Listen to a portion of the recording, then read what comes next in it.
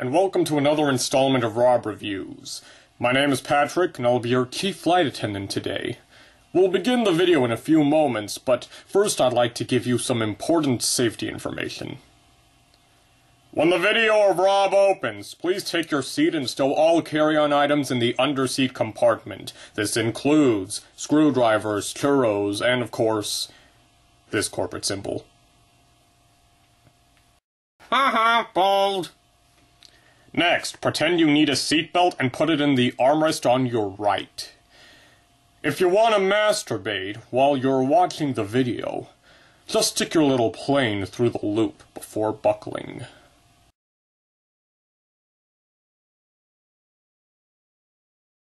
Use protection, pal. Soon Rob will be on screen. So if you or your little aviators have a fear of stammering or of gestures, you might want to wait for your party at the arrival gate. Okay, let's review. That is, seats, gag intro, underseat voyage, keep your hands to yourself at all times. Anything else? Oh yeah, bring back the goddamn Muppets. Hey everyone, Rob here, and welcome to another installment of Rob Reviews. First off, I heavily apologize for not getting a video out in May, and for not having an actual mist-up this month. You know, it's a mix of my stereotypical procrastinator issue and real life happening. So, in the meantime, here is my viewing video. I'm giving my thoughts on Soarin Around the World, which has just come to Disney California Adventure for some reason. You know, it would have made perfect sense. It makes perfect sense to put it into Epcot, because that's not California, as the old ride was. The old ride was Soarin' Over California, so it was a bit weird to have the California-centric film in Epcot in Florida. So it makes more sense to put Soarin' Over the World there. Sorry, Around the World. And I guess they put this in Shanghai as well, so it makes sense for there too. But for here, I can understand a little, but it makes more sense to have it as California, wouldn't it? This is in California, in a park that's supposed to be about California. It's supposed to be, but whatever. So, whatever. They did it here. And general thoughts before I go into spoiler territory. General overall thoughts. I guess on its own, it's not really a bad ride. So if you didn't ride the Over California version, you probably won't have as much issue with it as I do. But in terms of, is it an upgrade or a downgrade? It's a downgrade, I feel. And I don't know why, but for some reason it really annoys me. It really ticks me off. And sort of, in a sort of mildish way, you could say, if I'm making sense. But for whatever reason, this change, this new version, just makes me real dissatisfied, unhappy, you could say. Probably because of what it replaced in comparing the two. But whatever, so, you know, I'm just not gonna talk about the pre-show. I was going to, but I don't think I will. It's, except for a map instead of clouds, like an Indiana, instead of the clouds with the names of the original, instead it's an Indiana Jones-like map thing, which is kind of cheesy, but it's nice. They still don't show the height indicator in the pre-show anymore. Look at me, I'm talking about the pre-show. That was a weird change they made a little while back, while it was still California, which I don't get. Yeah, families going in like, okay, what is this height indicator? What does it look like? What is this thing? And they showed it in the old pre-show originally from day one. For some reason they took it out. They just cut to the kid putting the belt through the loop. Why? Okay, main ride. So, the ride starts out fine. It starts out better than, it like loses steam as it goes along. So, you know, notes. I guess you could guess this is going into spoiler territory. So the new first bit with the clouds, the way that we did that is actually a little bit of an improvement, I'll admit. So, like, the clouds appear on the screen before, like, as the ride is about to start, like, right before takeoff, you know, Soarin the tower, we're clear for takeoff. The thing above you comes down, and clouds appear on the screen instead of go up to the screen, blackout thing, and then suddenly clouds. And it is kind of fun how you sort of pop out of the clouds. That is fun. Then your first thing is the Matterhorn. Now, it's not as impressive as the Golden Gate Bridge was. So I think part of the deal with that is, well, yeah, it's suddenly you go out of the clouds and then, bam, huge scope of Golden Gate Bridge and the sea and the water. There's this, you see the Matterhorn in front of you, and that's a little bit of the screen, otherwise some kind of clouds and mountains, and it's all so white, so there's not as much of a contrast. Like the old version, you'd go from the clouds to this beautiful blue of the ocean along with the red of the bridge. Now it's just more white with a little brown. Okay, so one of the notable things with this is they added transitions. So instead of just sudden cuts like the old version used, they actually try to do a little transition, like you'll pass through a cloud bank or some dust or something flies by you. And the first couple work okay. Like, you go through some clouds near the Matterhorn, and then in the Arctic, or Antarctic, whichever it is, a whale splashes by and the splash is the transition. That one's kind of fun, but as the ride goes on, they just get old and cheesy and becomes a game of, wait, is that going to be the transition? Is that going to be our... It is. That's our transition. Like, and there's an elephant blowing dust on itself. Is that going to be our transition? It is. There's a kite over there in the distance. Is that our transition? It is. A freaking eagle. At one point, like, an eagle flies by. That's the transition. I know that probably doesn't sound so bad. For some reason, that just annoys me so much. Like, really? Really? You're just having an eagle fly by? That's super, super cheesy or something, if cheesy is the right word. And that at a certain point late in the ride, they give up. They kind of give up with being clever. They just, okay, we're coming up to the Taj Mahal, dissolve. We're doing a dissolve. But the Taj Mahal looks... The shape of it kind of matches into the balloons in the next thing. And then when you're going over whatever island it is, suddenly, nope, dissolve. Now we're at a different thing of water with the waterfalls or whatever. Why? Why did you give up on that? You're going to the freaking trouble of making these little transitions, like, oh, you're going through a cloud, or there's a ray of light, or something flies by you. Then, no, we're just doing dissolves for these? Water ones, is the justification that they is how they transition? Like, again, Taj Mahal being a balloon, or water area becomes another water area. I'm not accepting that! Okay. The next major issue with the ride, too much CG. It's like, the original UC included... Okay, let me just finish up the transition thing. Yeah, it was weird that the old version had the cuts. The cuts were kind of weird, but I guess maybe what made them not as bad is they were consistent and they were quick. So, you'd just be, okay, I'm here. Okay, now I'm here. Now I'm here. Okay, so as I was saying... There's too much CGI in this damn ride. The old one wasn't CGI-free, but they used it super sparingly. It was always, you know, these real environments. That was the main thing. There might be some, like, people down below on occasion, but the only CG things I can think of are, of course, Tinkerbell at the end, maybe the fireworks, and the hang glider. The guy on the hang glider, the hang glider guy is CGI. That was just like one little thing. Maybe the golf ball was CGI, I don't know. But if it was, you couldn't tell with the golf ball.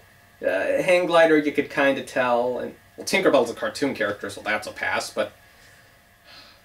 No, so, in the second scene, going through the ice Arctic place, whichever pole it is. So you got these polar bears going around, and they look CGI. I mean, it's cute to have polar bears there. Ah, polar bears. Wouldn't it be better if they were actual polar bears? And the elephants in the Kilimanjaro part of the ride. From the little behind-the-scenes things I've shown, like they show some of it going over a grassy area. I'm guessing that has to be it, so the elephants have to be CGI. And don't get me wrong, the CGI isn't overall isn't really bad CGI. But God damn. So, like I said, some of the stuff for the original version was you're going through all these real, yeah, sure, it's on the screen, but it's all these real settings, these real things. And those are the main thing. Instead you have all, so yeah, don't get me wrong, back to the elephants. It's really cool to be flying along with elephants. But it would be cooler if they were real. Like that thing I mentioned where it shows them filming what I'm assuming is that scene. There's no wildlife there. It's just grass. So that means I'm assuming they CGI'd the elephants in. You couldn't have real elephants! Why couldn't you have real elephants? Is that just something with training them or getting the elephants in the first place? I get that. I get that. But I just feel like especially if the elephants are the focus, then have them real or not there at all. And some of the locations feel CGI, like the Eiffel Tower feels CGI. It's Taj Mahal. If they actually did film at the Taj Mahal, I'll take this back, but the Taj Mahal scene looks so fake. It looks super CGI. It takes me out of it. And it's not as impressive. Okay, just a little bit of positivity in there. So it is kind of neat when, say, you're going along over the path of the Great Wall of China or along the pool in front of the Taj Mahal. But, okay, so then, next big thing, the music. Music's okay, I guess. It's not very memorable. And that was one of the main reasons I and probably some other fans weren't looking forward, or rather weren't all that excited or for the new version coming to California, was because the music from the original attraction was so beautiful, impressive, amazing, incredible. One of the best scores to accompany a ride, if not the best, that I have experienced. It pretty much was the attraction.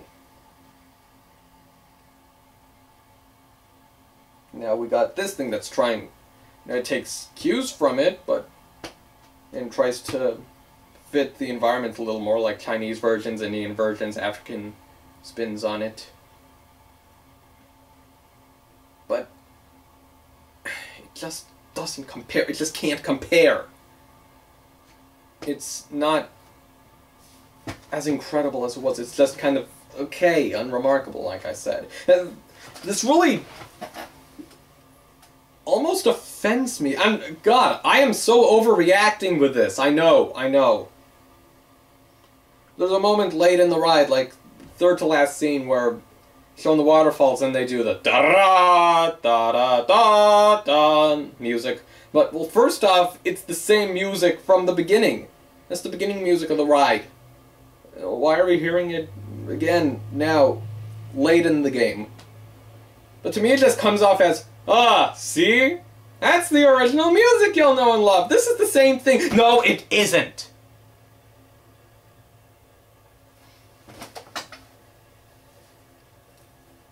There's something I didn't even notice until I was rewatching the thing on YouTube today. Because I went on the ride last night, that's the thing.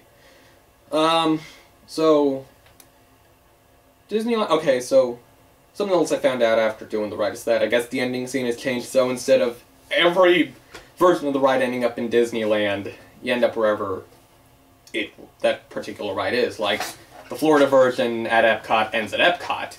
The version in Shanghai ends in Shanghai. Which, that's good. And it made sense to update the Disneyland part of the film, because that was shot back in, like, 98, 99 during a Christmas party for some reason. So, like, you have the old ticket booths in front of the gate. And if you look, you could have seen the Rocket Rods marquee. But here's something I didn't notice until today, again, upon rewatching. So, of course, it still ends with fireworks, like in Tinkerbell. But in the new version, the fireworks start before Tinkerbell appears. In the old version, it was Tinkerbell appears, there's one, woo, sparks, zooms into the castle, and then the fireworks start.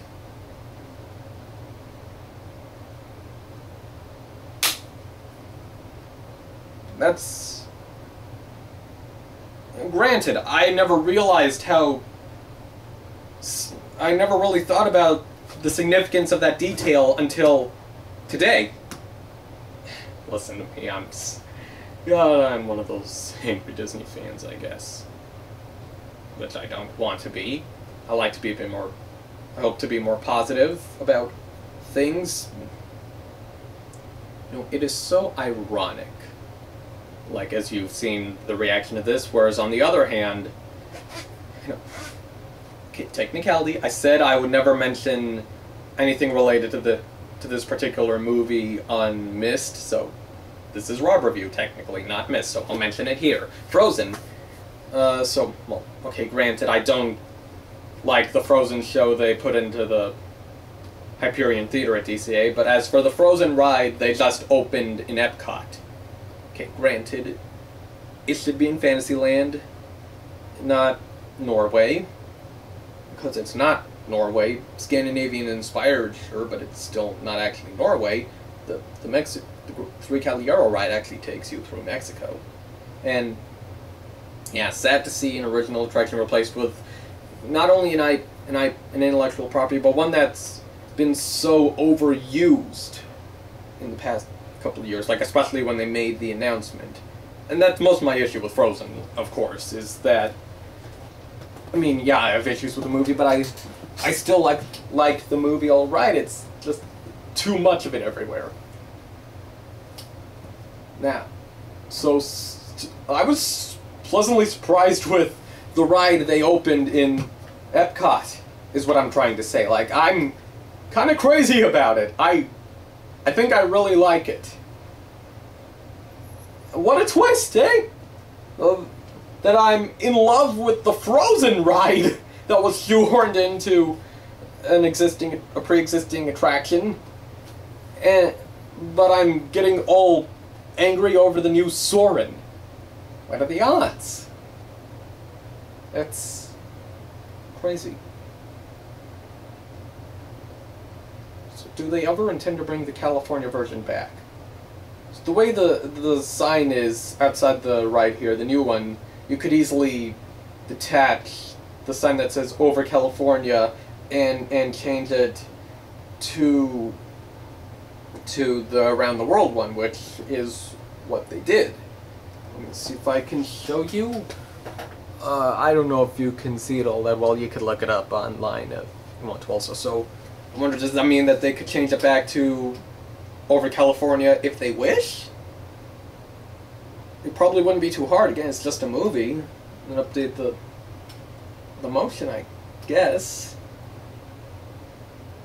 Like, maybe someday in the future they could alternate the two. I just want the old one back.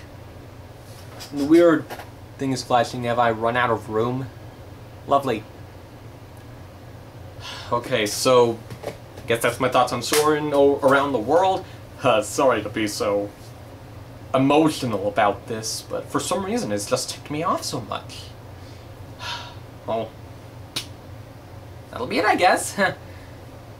New Mist should be up in the coming months. Whatever. Later. And Disney, please bring back Soarin' over California, and of course Muppet Vision. But for the purpose of this video, Soarin' over California.